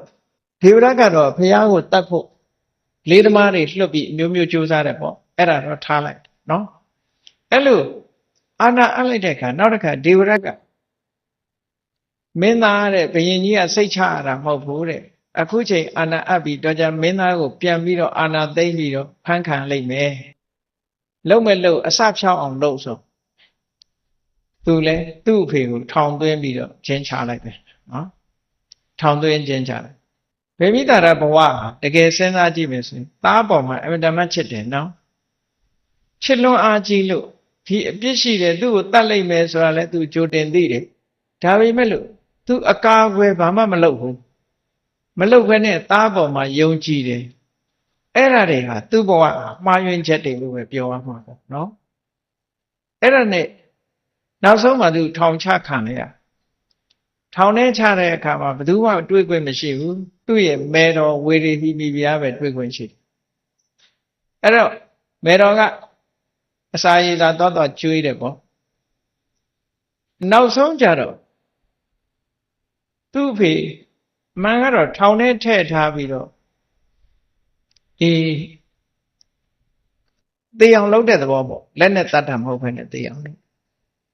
အဲ့တော့မိဖုရားကြီးကအစာကျွေးနေလို့မိဖုရားကြီးဝင်လို့အစာကျွေးနေလို့ဘုရင်ကြီးကအသက်ရှင်နေတယ်ဆိုအဲ့တော့မိဖုရားကြီးအစာမကျွေးရဘူးဆိုတော့ဘယ်လိုလုပ်တုံးဆိုမိဖုရားကြီးကရေမိုးချိုးပြီးသူခန္ဓာကိုယ်စတုပရုတွေပါတယ်အကုန်လုံးတုတ်ပြီးတော့အဝတ်ပြန်ဝတ်ပြီးသွားဘုရင်ကြီးကအဲ့ဒီမိဖုရားကိုတုတ်ထားတဲ့စတုပရုအစာတွေကိုစားရင်ကနေဒီလိုမျှတာနေနောက်ဆုံးကြတော့မိဖုရားကြီးပါထောင်ထဲသွားခွင့်ဆိုတာပိတ်လိုက်တယ်သွားခွင့်မရတော့အစာဖြတ်ပလိုက်တယ်ပေါ့နော်အဲ့ဒီမှာနောက်ဆုံးကြားမှုတဲ့အတိုင်းပေါ့နော်ထောင်ထဲမှာဗေမိတာရမင်းကြီးဘယ်လိုအသက်ရှင်နေတော့ဆိုတော့ဘာမှစားစရာမရှိလေသောတာပန်ဆိုတော့ဇံဝင်စားပြီးတော့ဈဉ္ဉံလျှောက်ပြီးတော့နေတာဈဉ္ဉံလျှောက်ပြီးတော့နေတာအဲ့လိုနေရင်နဲ့နောက်ဆုံးကြတော့ဘယ်လိုအသက်ရှင်နေသလဲဆိုမေးတဲ့အခါဈဉ္ဉံလျှောက်ပြီးတော့နေတယ်လို့ဆိုဈဉ္ဉံမလျှောက်နိုင်အောင်ဆိုပြီးတော့ခြေပွားကိုဓာတ်ခွဲခိုင်းလိုက်တာနော်ခြေပွားကိုတင်နှုံးသားနဲ့ခွဲပြီးစားသိပ်ခိုင်းလိုက်ပထမတော့သတ္တာတိကဓာတ်နဲ့ဝင်လာတဲ့အခါကျတော့ဘုရင်ကြီးကအထင်လွဲသွားသေးအထင်တစ်မျိုးရောက်သွားသေးတယ်။ဩ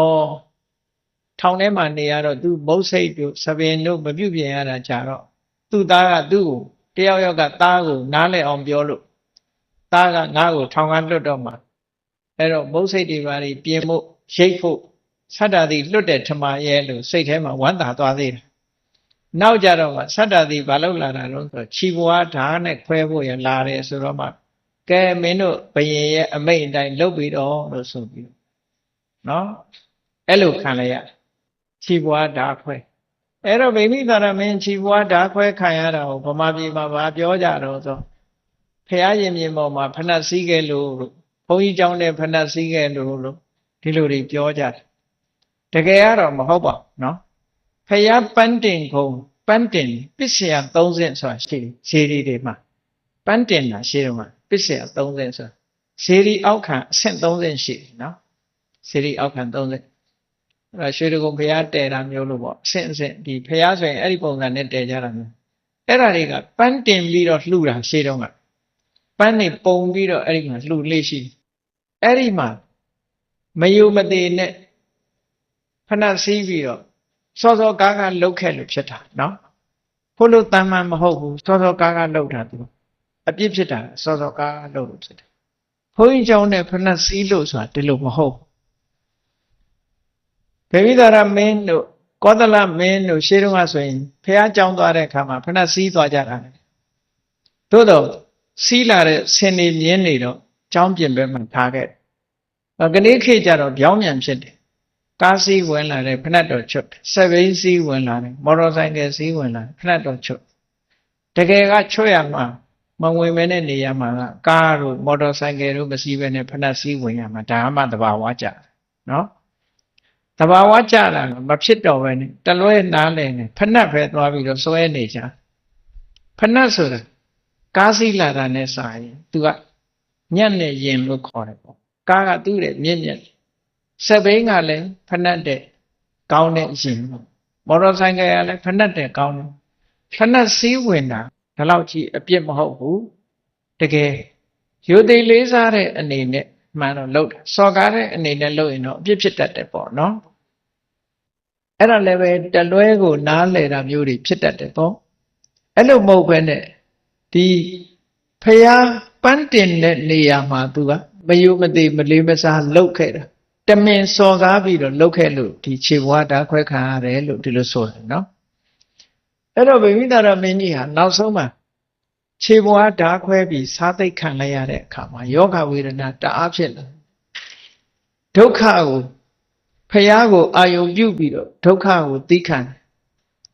ပါဇက်ကနေပြီးတော့အဟောဗုဒ္ဓောအဟောဓမ္မောအဟောသံဃောဖျားကိုတန်းတာပြီးတော့နောက်ဆုံးမှာသုတိစိတ်ကျသွားပြီနတ်ရဆန်းသွားအဲ့တော့ဗိမိသာရရဲ့ဘဝကဒီအဆုံးသက်မကောင်းဘူးလို့ပြောရနော်အဆုံးသက်မကောင်းတာကအတိတ်ကံလည်းပါတယ် ပစ္စုပန်လုံးရမှားတာလည်းပါအများကအကြံပေးတာတွေကိုမလိုက်ဘူးဒီသားလေးကိုသူကနဲမှထားရမှာမထားဘူးเนาะဝေးတဲ့နေရာမှာထားရမှာမထားဘူးသားချစ်တဲ့စိတ်နဲ့အလိုလိုက်ထားတာဟောနောက်ဆုံးကြတော့သားရဲ့ဒုက္ခပေးမှုကိုသူခံလိုက်ရတယ်ဒါသူ့ရဲ့ချွေရင်းချက်အဲ့ဒါလို့ချွေရင်းအောင်လည်းပဲကံကြမ္မာကဒီဘက်ကိုဖန်တီးလာတယ်လို့ပြောအောင်ဒါဘုရားတရားကြည်ညိုပြီးတော့မြတ်စွာဘုရားကိုဝေလူဝံဥယျာဉ်ကြီးကိုပထမဆုံးလှူတယ်လှူပြီးတော့ဘုရားနဲ့ပထမဆုံးတွေ့တဲ့အချိန်မှာပဲသောတာပန်ဖြစ်ပြီးတော့ဗုဒ္ဓဘာသာစစ်ဖြစ်ပြီးဘုရားတရားတန်ခါကိုကြည်ညိုတယ်နောက်ဆုံးမှာသူ့နိုင်ငံမှာဆိုလို့ရှိရင်အမိန့်ထုတ်ထားမြတ်စွာဘုရားရဲ့တပိတာဝကမှန်လို့ရှိရင်လောကဥပဒေရအရေးမယူရဘူးလို့ဒီလိုဥပဒေသတ်မှတ်ပြီးတော့ထုတ်ပြန်ထားတာရှိရနော်ဥပဒေရအရေးမယူရဘူးအကုန်ခွင့်လွတ်ပေးထားအဲ့လောက်ထိအောင်သူသာသနာအတွက်ကောင်းမှာပေါ့အဲ့ဒါလို့လုပ်တဲ့ဘုရင်ကြီးဟာနောက်ဆုံးကြတော့နန်းချခံရပြီးတော့အာနာအသိမ်းခံရပြီးထောင်ထဲမှာအသက်ခံလိုက်ရတယ်ပေါ့လှုပ်ကြံတက်ဖြတ်ခြင်းခံလိုက်ရတယ်လို့ဒီလိုပြောတာအဲ့တော့သူ့ရဲ့ကံကြမ္မာတွေဟာရှောင်လို့မရနိုင်တော့ဒီလိုဖန်တီးလာပြီးတည်တဲ့အခါကျတော့ဘယ်ရောက်သွားတော့လို့ဆိုသောတာပန်ဖြစ်တော့တကယ်ကတော့သူရောက်တဲ့နာတုတိတာနတ်ပြည်တို့ကတော့ရောက်တဲ့နာပေါ့အဲ့ဒီမရောက်ဘဲနဲ့ဘယ်ရောက်တော့ဆိုစတုမာတဲ့နတ်ပြည်မှာအာလဝကတို့ပုံနကတို့ဘလူးအုပ်စုထဲမှာသွားပြီးတော့ဘလူးသွားဖြစ်တယ်နတ်ဘလူးသွားဖြစ်တယ်သူ့နာမည်ကဇနဝတ္တဗလို့ခေါ်တယ်ဒီကနေ့ကကျမ်းမှာဇနဝတ္တဗသုတ်ဆိုတာရှိတယ်သူကဝိတ္တနမင်းကြီးရဲ့အချမ်းရံတွေကနတ်ဘလူးသွားဖြစ်ရအဲ့တော့သောတာပန်လည်းဖြစ်တယ်ဘုရားတရားလည်းကြီးညိုတယ်ဘာဖြစ်လို့အစင်တန်းနှိမ့်သွားအနာရဘိန်တို့ကြတော့အနာရဘိန်တထေးကြီးကတော့တည်သွားတဲ့အခါမှာတုတ်တိတာနတ်ပြည်ဖြစ်တယ်သူကအဆင့်မြင့်တခါဝိသခာအကြောင်းမှကြီးကြတော့နေမန္တရတိဘုံသွားဖြစ်တယ်ဟောနတ်ပြည်6ထပ်ထဲက9ထပ်မြောက်မှာသွားဖြစ်တာအဲ့တော့အကြောင်းမှကြီးကပို့ပြီးတော့မြင့်တယ်အဲ့တော့တဦးနဲ့တဦးဘဝတွေရှုကြုံနေမြင့်ဖရာတရားနာပြီးတော့သောတာပန်ရင်တူရတဲ့နဲ့ဘာဖြစ်လို့ဒီလိုဖြစ်ရတယ်လဲဆိုတော့သောတာပန်ဆိုတဲ့အကြောင်းတစ်ခုတည်းမကဘူးလူရဲ့စိတ်နေသဘောထားတို့တွေ့တာမှုရှိတာမရှိတာဒါတွေကကွာသေးတယ်တဲ့လူတွေမှာစိတ်ညွတ်တာကဘယ်ကိုညွတ်နေတာလဲဘေဝိသာရမင်းကြီးကအခုလိုဇနဝတ္တဗဆိုတဲ့နတ်ဘလူးကြီးဘဝကိုအရင်ကအကျဉ်းချင်းဖြစ်ခဲ့ဘူးဖြစ်ခဲ့တဲ့အခါကျတော့သေကံนี้မှာသူကအဲ့ဒီဘဝအရင်ဖြစ်ဖူးတဲ့နေရာကိုသူကစိတ်ထဲမှာညွတ်သွားတယ်နော်အဲ့ဒါကြောင့်မို့လို့သူကအဲ့ဒီဘုံရောက်သွားတယ်နိကန္တိလို့ခေါ်တယ်တွေ့တာမှုလို့ခေါ်တယ်မန္တလေးမှာတန်ရောစဉ်သိကြီးတဲ့လူကတင်တော့ဒီပြင်အကုသိုလ်တွေလည်းမရှိဘူးကုသိုလ်နဲ့ဆိုရင်မန္တလေးမှာပြန်ဖြစ်မှာဒါသိချပြန်ဖြစ်တတ်တယ်ဘာလို့လဲဆိုတန်ရောစဉ်တွေ့တာမှုတွေရှိတယ်ကိုဖြစ်တဲ့နေရာမှာပြန်ဖြစ်တတ်တယ်တွေ့တာမှုတန်ရောစဉ်တွေကြောင့်မို့လို့ဒီလိုပြန်ဖြစ်တာတဲ့နိကန္တိလို့ဆိုတဲ့တွေ့တာမှုဟာတစ်ခါကျတော့ကံကြမ္မာကိုသူကဥဆောင်သွားတတ်တယ်ဒါကြောင့်မို့လို့တဏှာကဘဝကိုဥဆောင်တယ်ဆိုတာမြတ်စွာဘုရားကြည့်လေဓမ္မစကြာထဲမှာဆိုယာယံတဏှာပောနုဘဝိကာဆိုအဲ့ဒါပြောနော်တဏှာကိုဘဝနတ္တိလို့လည်းခေါ်တယ်ဘဝကိုရှေ့ဆောင်သွားတာတဲ့ဘယ်ဘဝရောက်တယ်ဆိုတဲ့ဘဝမှာကံရဲ့တဏှာရဲ့အဝိဇ္ဇာရဲ့ဒီသုံးခုဟာစွမ်းဆောင်သွားကြတယ်အဲ့စွမ်းဆောင်သွားတဲ့ထဲမှာအဓိကဘယ်သူကဆုံးဖြတ်သွားတော့ဆိုရင်ကံကဆုံးဖြတ်တာမဟုတ်ဘူးတဏှာကဆုံးဖြတ်သွားတယ်ခုတိုင်းဆိုရင်ဘေဝိတာရဘဝကုသိုလ်ကံတွေအများကြီးရှိတော့သူ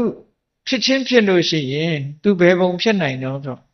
နတ်ပြည်အထက်နတ်ပြည်တွေဖြစ်နိုင်တာပေါ့ခုမှအောက်ဆုံးနတ်ပြည်မှာလည်းဖြစ်သေးတယ်နတ်မင်းလည်းမဟုတ်ဘူးနတ်မင်းနဲ့တစ်ဆင့်နှိမ့်နဲ့နော်အချမ်းရံပိဋကတ်တွေမှာသွားဖြစ်ရတယ်ဘာကြောင့်လဲအဲ့ဒီဘဝကိုသူကိုယ်တိုင်ကနှစ်သက်နေလို့ပဲဒါကြောင့်မို့အဲ့ဒီဘဝရောက်သွားတယ်အဲ့တော့ဘသူကအဆုံးဖြတ်ပေးလိုက်တာတော့ဆိုတဏှာအဆုံးဖြတ်ပေးလိုက်တယ်ဒါကြောင့်မို့လို့မြတ်စွာဘုရားကဒီတဏှာကိုပဲ ယာယတနာဘောနုဝိကလို့ဓမ္မစကြာထဲမှာတဖန်ဘဝတိကိုဖြစ်စေတတ်တဲ့တဏှာလို့ဆိုပြီးတော့ဒီလိုဟောတယ်နောက်တစ်ခါဘဝနိတိဘဝကိုရှေ့ဆောင်သွားတတ်တယ်လို့ဒီလိုဟောခဲ့တယ်ဖြစ်တယ်အဲ့ဒီတဏှာကိုဖယ်ရှားနိုင်မှဘဝမှာဒုက္ခတွေကလွတ်နိုင်သစ္စာလေးပါးကိုဟောတဲ့အခါမှာမြတ်စွာဘုရားရှိနေသစ္စာလေးပါးထဲမှာဒုက္ခသစ္စာရဲ့အကြောင်းတရားဆိုရင်ဘာလို့လဲလို့ဆိုရင်တဏှာပဲပေါ့အဲ့ဒါကြောင့်မို့လို့လောကမှာဒီတဏှာဟာဘဝတစ်ခုထူထောင်တဲ့နေရာအဓိကအင်အားစုတစ်ခုဖြစ်တယ်အဓိကအဆုံးဖြတ်ပေးတဲ့အရာဖြစ်တယ်ဒါမို့အနေကစားတင်တဲ့မြတ်စွာဘုရားဥရန်ကျူးတဲ့ဂါထာထဲမှာလဲနော်ဂဟကာရံဂဝေတန်တောဆိုခန္ဓာအိမ်ကိုဆောက်လုပ်တာဘာလို့လဲလို့ဆိုတော့ကြည်လိုက်ခန္ဓာအိမ်ကိုဆောက်လုပ်တာတဏှာပဲပေါ့ဒီတဏှာဟာဘဝကိုရှေ့ဆောင်ပြီးတော့တဏှာညွတ်ရာကိုကံကနေပြီးတော့ဖန်တီးပေးရတာအဲ့တော့တဏှာကဥဆောင်တော့ဒါမို့ဗိမိသာရမင်းကြီးဟာနတ်ဘလူကြီးသွားဖြစ်တယ်ဇနဝတ္တပလို့ဆိုတဲ့နတ်ဘလူသွားဖြစ်တယ်သူနတ်ဘလူဖြစ်သွားတဲ့အခါမှာဘုရားစီရောက်လာသေးတယ်ရောက်လာပြီးညဥ်ယံကာလမှာသူကဘုရားကိုလျှောက်တယ်တပည့်တော်ဟာဇနဝတ္တပပါဘုရားဇနဝတ္တပပါဘုရားနဲ့လျှောက်အဲ့ဒါလို့ဇနဝတ္တပလို့လျှောက်ပြီးတဲ့နောက်မှာဘာထလျှောက်ဆုံးဆိုဗိမိတာရောဟံဘဂဝါဗိမိတာရောဟံတပည့်တော်ဗိမိတာရပါလို့ဆိုပြီးအရင်နာမည်ပါလျှောက်သွားတယ်နော်အဲ့ဒါကြောင့်မို့လို့ရှင်အနန္ဒာကပြောတယ်ဒီနာမည်ဟာအရင်ကမကြားဘူးပေါ့လေဇာနဝတ္တပဆိုတာမကြားဘူးပေါ့နောက်ဗိမိတာရမင်းကြီးနောက်ရဆန်သွားမှဒီနာမည်ပေါ်လာတာအေးဒီနေရာမှာဘုန်းကြီးတို့တွေဗိမိတာရမင်းကြီးသူ့ရဲ့မျှော်လင့်ချက်တွေလားအမှန်တကောင်းတယ်ဘယင်ဖြစ်ခြင်းနဲ့ဖះနဲ့တွေ့ခြင်းနဲ့တရားနာခြင်းနဲ့တရားသိခြင်းနဲ့ဆိုတဲ့မျှော်လင့်ချက်တွေဟာသူ့ဘဝမှာပြည့်ပြည့်စုံတဲ့ဘဝဖြစ်ပြီးတော့ဖះကိုအယံလှူတဲ့နေရာမှာပထမဆုံးလှူခွင့်ရတဲ့ပုဂ္ဂိုလ်ဖြစ်တယ်သားသမီးကိုချစ်တာတော့လူတိုင်းနဲ့အမှရှိသို့တော့မချစ်တတ်သည့်အတွက်ကြောင့်သားသမီးရဲ့ဒုက္ခကိုသူခံသွားရတယ်ဒီလိုပြောရအောင်နော်အကယ်၍သာဒီသားကိုနေပြီးတော့ထားမယ်ဆိုလို့ရှိရင်ဒီအဖြစ်မျိုးရောက်မှာမဟုတ်ဘူးဒါရှောင်လို့ရရဲ့တန်းနဲ့မရှောင်တာပြိမိတာလားနင်းဖះကိုယ်တိုင်ကဒီအဇတတလေးကိုဦးစားပေးတဲ့အချိန်မှာမြတ်စွာဘုရားကသုံးပါးစကားတွေဟောဘူးသေးတယ်950ဇတ်တွေထဲမှာပါတယ်ရှေးဘုရင်တွေဟာတဲ့ဒီလိုသားကိုချစ်တယ်ဆိုပေမဲ့လို့ကိုယ်အနေမဖြစ်အောင်ဘယ်လိုစောင့်ရှောက်တယ်ဘယ်လိုထားတယ်ဆိုတာကိုမြတ်စွာဘုရားဥပမာဒါပေမဲ့ဗိမိတာရကြီးကနားမဝင်ဘူးနားမဝင်တော့ဒီသားလေးကိုအလိုလိုက်ထားတာနောက်ဆုံးမှာဒီသားကသူ့ကိုဖမ်းဆီးပြီးတော့လောက်ကြံတပ်ဖြတ်ထားကိုခံရရတယ်ပေါ့ဘဝဇတ်သိမ်းကြတော့မကောင်းဘူးမကောင်းတဲ့ဇတ်သိမ်းအပြင်နောက်ထပ်တန်တရားမှာဒီနောက်ဘဝတန်တရားနောက်ဘဝရောက်ပြန်တော့လည်းပဲအစစ်မမြင့်တဲ့ဘဝတစ်ခုရောက်သွားတယ်တဏှာဆိုတဲ့ဒီတွေ့တာမှုတွေဒါတွေကဗိမိတာရကိုလွှမ်းမိုးနေတယ်လို့ဒီလိုပြောအောင်အဲ့ဒါကြောင့်မို့တရားချက်ခင်သူတော်စင်ပြိဿပေါင်းတော့မိမိတို့ဘဝမှာတွေ့တာမှုတွေဒီဆွလန်းမှုတွေဟာဒီဘဝမှာအဆုံးဖြတ်ပေးသွားတတ်တာဖြစ်သွားတယ်တွေ့တာမှုတွေရောနိုင်တယ်များရော့အောင်တို့တွေစ조사ရမယ်ကောင်းတဲ့ဘက်ကိုဥတည်ချက်ထားပြီးတော့ကောင်းတဲ့အလုပ်တွေကိုလုပ်ကြရမှာဖြစ်တယ်ဒီဘယ်ရာပဲဖြစ်ဖြစ်နိကန္တိလို့ဆိုတဲ့တွေ့တာမှုတစ်ခုဟာ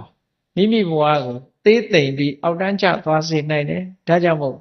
ဒီတဏှာကိုမြတ်စွာဘုရားကဒုက္ခသမုဒယဒုတိယသစ္စာအနေနဲ့ဟောတာဖြစ်တယ်ဒီတဏှာကိုတို့တွေဖဲနိုင်အောင်ကြိုးစားကြရမှာဖြစ်တယ်လို့ဗေမိတာရရဲ့ဘဝနဲ့သင်္ကန်းစာကိုမှတ်ယူပြီးတော့တို့တွေဖယ်ရှားရမယ်တဏှာကိုကြိုးစားပြီးတော့ဖယ်ရှားကြရမယ်လို့ကိုယ်စီသဘောကျပြီးတဏှာတရားကလွတ်မြောက်ရာနိဗ္ဗာန်ကိုအာယုံပြုလျက်တဏှာကိုဖယ်ရှားနိုင်အောင်ကြိုးစားအားထုတ်နိုင်ကြပါစေကုန်သတည်း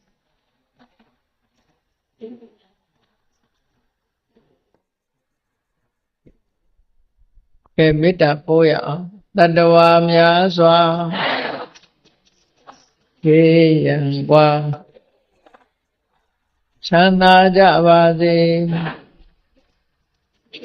တတ္တဝါများစွာခေယံကွာ ချမ်းသာကြပါစေမေတ္တာရေချမ်းသုံးငါဖြံဝိဉ္ဇဉ်ကြပါစေမေတ္တာရေချမ်းသုံးငါဖြံဝိဉ္ဇဉ်ကြပါစေသက်ရှိချမ်းသာစိတ်ချမ်းသာတို့ရဆန္ဒပြည့်ပါစေသက်ရှိချမ်းသာစိတ်ချမ်းသာတို့ရဆန္ဒပြည့်ပါစေဘုံလန္တဒုက္ခပင်ကစားမေတ္တာပုံနေတုသင်္ကမမနောတရတိတဗေတံဘဝယံတုဒုက္ခန္တကမေတ္တာပုံနေတုသင်္ကမစုပေါင်းပုတ်အပ်မေတ္တာဓာတ်ဟုရောင်မြူပါဝင်ငွေလာမင်းနှင့်ရောင်ခြင်းရှက်ယုံပေါင်းဆောင်ရခြင်းကြောင့်တဗေတံကျွမ်းမဲ့ဥသုံးလုံးစုံများစွာတတ္တဝါတို့၏မနောတရတိမြင်မြတ်ဖြူစင်အေးကြည်လင်းသည့်ရေစဉ်ပြည့်တင်းစိတ်နှလုံးတည်ဟုသောရေအိုင်ကြီးအတွင်၌ဒုက္ခပင်ကစားစင်ထာဝရအေမြကြည်သာတာယာပွင့်လန်းချမ်းသာဒုက္ခတည်ဟုသောကုမုဒ္ဒရာကြာပန်တို့သည်ဖုံးလန္တာဝန္တာရွှင်မြူဝမုံလူလျက်ကြည်နုဝဲကြုံဖူးပွင့်ညကုန်သည်ဖြစ်၍ဒုက္ခနကလေအောင်လေတဲ့ရောရှက်သင်ပြန်ပိတိတိဟုသောယနန်တို့သည်ဘဝယံတုကောင်းစွာမဲ့သွေကြိုင်လိုက်၍နေကြပါစေကုန်တည်း